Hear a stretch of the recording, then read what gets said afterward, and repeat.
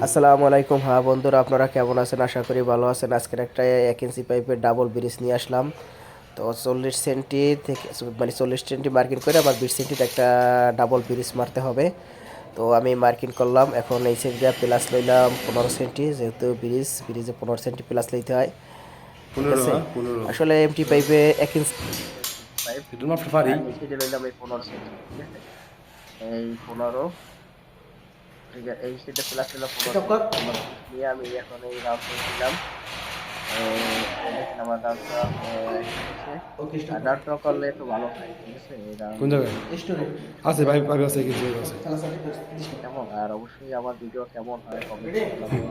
আমার রাউন্ড ওকে হয়ে গেছে, পাঁচ রাখলাম, এখন ব্যান করলাম। ঠিক আছে, এখন ব্যান করার পর তারপর আমি দ্বিতীয় ব্যানটা করবো। তো আমার তো মারা ব্যান করার সময় একটা জিনিস মানে সবসময় কেয়ারফুল ভাবে মাথায় বাজার না দেয় রাখবেন, দিবেন, না যাতে বাজারে দেখলে সমস্যা বেহা আছে। না হয়। বেহা হইলে তখন কিন্তু এই ব্রিজটা সিধা করতে অনেক ঝামেলা। ঠিক আছে, হয়তো আমার একটু কষ্ট হয়। 1 ইঞ্চিতে 1 ইঞ্চি সাম চালু করছে আমি ব্যান করতে অনেক কষ্ট, হয়তো যারা করছে তারা জানে। ঠিক আছে, ডিপসেল আরা দিনে জ্বালা এই রাত আমার ধরে। দ্বিতীয়টা হয়ে গেছে। এটা 1 ইঞ্চি পাইপে ব্রিজ, ডাবল ব্রিজ, 20 সেন্টি চড়া ব্রিজটা হবে। ঠিক আছে, 5টা পাইপ যাবে, তার জন্য 20 সেন্টিতে এনাফ।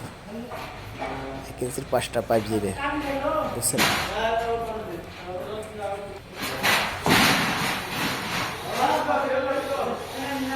আর কাজ জানলে ভাই কোনোটা ফেলান যায় না, যেই কাজ জানেন না, কোনো পাওয়ারের কান, পাইপিং রেডি এর কান। চালু করছে। ঠিক আছে, এই আমার লাস্ট প্যান।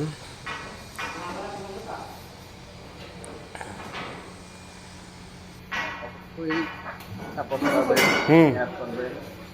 ঠিক আছে, রেডি। হুম হুম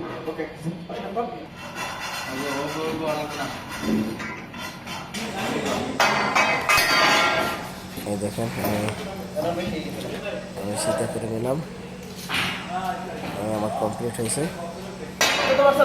হাইট আছে 10 সেন্টি, এটা হাইট বেশি দিয়েছি, যেহেতু মনে করেন হাইটটা বেশি দিলে ইজি গেলে ভালো হবে। দেখছেন, 20 20 সেন্টি আটু খাড়া করেন, আটু খাড়া করেন।